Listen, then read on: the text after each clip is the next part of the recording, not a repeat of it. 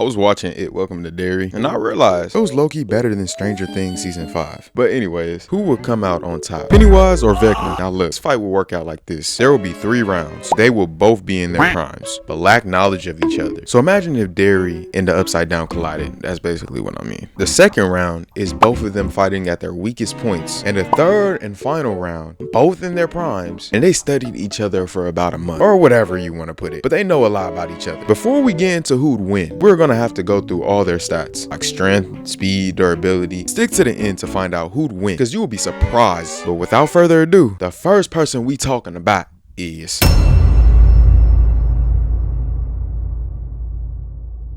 In my previous videos, I bashed Pennywise so many times, and after watching It Welcome to Derry, everything changed. But before we get into that, first I gotta tell y'all who P. Jizzle really is. Pennywise the Dancing Clown is the primary and most famous form taken by it, a creature that is ancient, malevolent, and an extra-dimensional being that originates outside the universe, often called the Macroverse. It was born at the dawn of time, and it arrived on Earth millions of years ago, crash landing in what will become Derry, Maine. It awakens roughly every 27 years to feed, primarily on children. What's crazy is their missing children rate is 5 times higher than a national average. You might be thinking, why isn't the parents, why isn't the adults stopping this? Well, you see, it not only terrorizes the town, it reshapes it mentally and physically, with even the construction of Derry itself being influenced by the entity, and also the townspeople being as corrupt. It is also said to amplify the people's negative traits in this town. Pennywise is fueled off of fear, which he uses to season his victims. He usually goes after kids because their fears are more upfront, because it makes sense though, because what can you do to scare a grown man? A job application? But you know what? He ain't trying enough. He trying to be on rookie mode. He not a real grinder for real. But yeah, it uses its abilities, including powerful shapeshifting, taking the form of whatever its victim fears the most, telepathy and reality manipulation to terrorize its prey. It's not only the fact that he can take many forms. What makes him scarier is that he's a literal clown.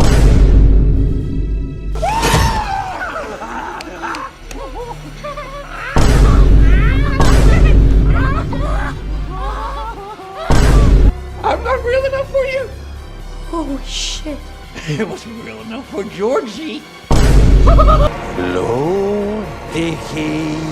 What's the matter? Seeing things? Oh, I think they see you too. All that success, all those sit-ups, but deep down still just a little fatty loser. Who are you? Why, I'm Pennywise, your dancing daddy. What have you done with him? Oh, I ate him. Did you miss me, Richie? 'Cause I missed you. Why him? Why him? Why him? Why him? Why? Because you weren't there, Billy. He might be one of the best rage fear baiters of all time, bro. Masturbator, man. So technically, he is infinitely maxed out with his stats, if only the victim fears enough. But if y'all keeping up though, the only weakness he got is you not being scared of him. Like when the Losers Club finally takes him down, they realize that Pennywise's power comes entirely from their fears. So they began to verbally attack him, insult him, mock Pennywise. This collective fearlessness, with also a little help from Matherin, the cosmic giant turtle, which is Pennywise's polar opposite, caused the entity's physical form to lose its size and power. The group then physically attacks its weakened core, with Mike Hanlon tearing out its heart, which all of them crushed with their bare hands, leading to its final death. But what's even crazier is even though the Losers Club defeated him, in the new Welcome to Derry series, there is crucial info that changes everything about its whole existence. He is said to perceive time differently. The past, present, and future is all the same to him. So he is seeing everything at once. I know it's confusing. Not gonna lie, it confused me too. But that's okay.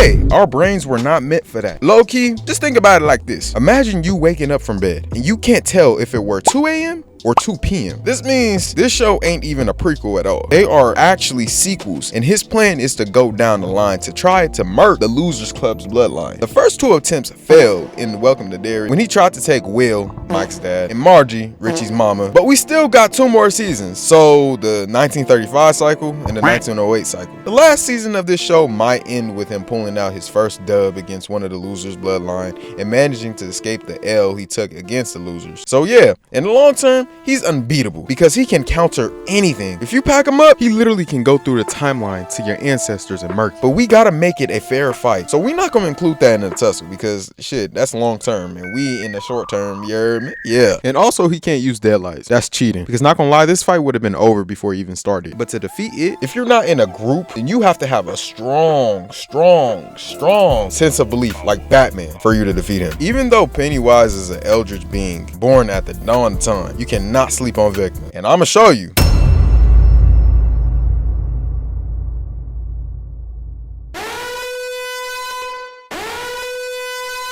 Now, unlike Pennywise, Vecna isn't a god, neither a monster. Matter of fact, he was once before a normal human named Henry, but a psychologically damaged one. When he was a kid, he ventured off into these mountains, where he stumbled upon a stolen scientific machine, which made him get sent to a different dimension. One called Dimension X, which had a mysterious entity named the Mind Flayer roaming the realm. Henry survived, but came back with a mysterious power, and also a messed up head, due to being exposed to this mysterious Mind Flayer being. His whole personality changed. He felt different, isolated, and disgusted by humanity. He sees people as fake, cruel, and bound by rules and time. He eventually starts developing telekinetic and psychic powers, which he used on a kid to make him paralyzed. After that incident, him and his family moved from Nevada to Hawkins, Indiana to get a fresh start. But Henry rapidly got worse, and with his powers, he starts becoming a predator by starting off small, like rotating the clocks around the house, then experimenting with rabbits, transforming their skin inside out. Man, what did the rabbits do to you, bro? You couldn't do that to a possum? That little ugly shit. But gradually over time, his powers grew the more he kept training. He eventually started growing crazy hatred towards his family. Since his pops was a war veteran, he got major PTSD from booming a civilian's house and seeing a baby on fire. So you know what? He started using his powers on him to terrorize his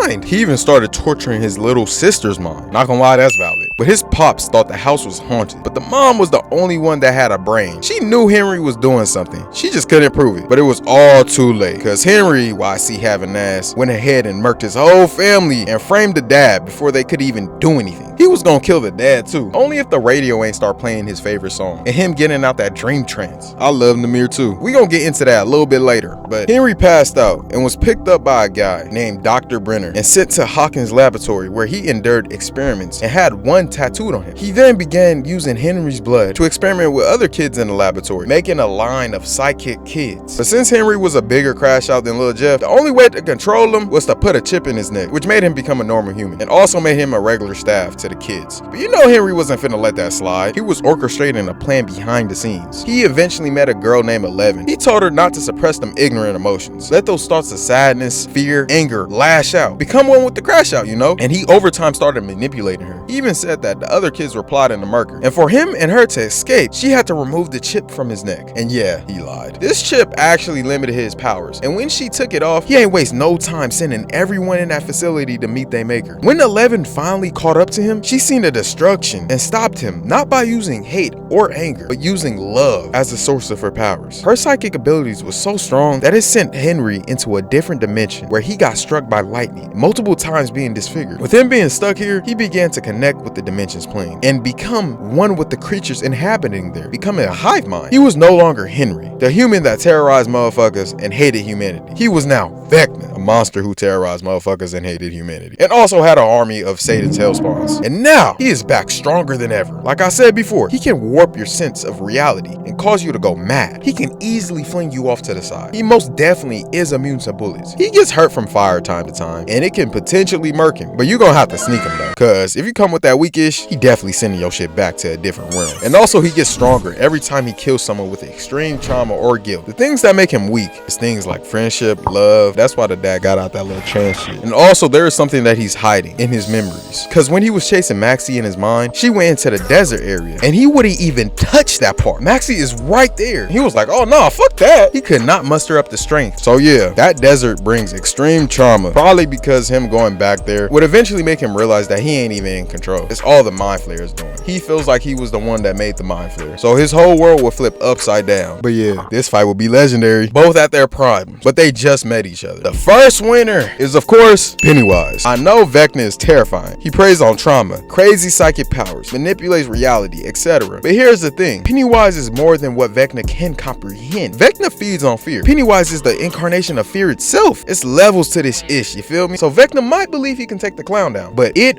would quickly shut that shit down by spamming the same thing he despises: love and friendship. I doubt Vecna will be able to touch Pennywise. And yes, Vecna can trap him in his mind, but that shit is only temporary. Vecna cannot sense his traumas, his fears, all that. He cannot sense it. But he will get out as soon as he thinks it's a trap. 1 point for P Jizzle. Second round, both at their weakest, Vecna. I cannot see Vecna not winning this. Pennywise at his weakest state is insecure, and his physical form is able to harm, kind of like Freddy Krueger, and he won't be able to muster up visions or realities. And also Vecna's abilities overshadow Pennywise when he's weak. And since Vecna is super cocky, he will be able to crush him without even knowing that he needs to believe. But that's still 1 point for Jump Out Vecna. Them at their full primes, but they know everything about each other. And yeah, I'll still give it to Pennywise. I ain't gonna lie, bro. Even though Vecna knows Pennywise needs fear to be strong, there's something in his mind that has been locked away, and that's the desert. He does not want to remember that memory. At his prime, he'll just go right into his mind to drive Vecna crazy, and before you know it, it's over. So yeah, Pennywise does win this. Wait, hold up. Editing tech here. It's currently December 31st, 4:15 p.m. and that new Stranger Things episode is about to come out in like 45 minutes. And I'm releasing this video as soon as the episode comes out. So most of the things I said about Vecna was mainly theories, especially that mind flare being, because they didn't even reveal that in the show. So I hope I'm right. And if I'm not, throw the whole Stranger Things show away, bruh. Nah, I'm playing. I still believe Pennywise is winning this, but I feel like it would be a little bit more trickier. But like I said, this is just a theory. But yeah, back to the video. But I know one character that can both solo these people at the same time, and it's not who you expect. And that guy is...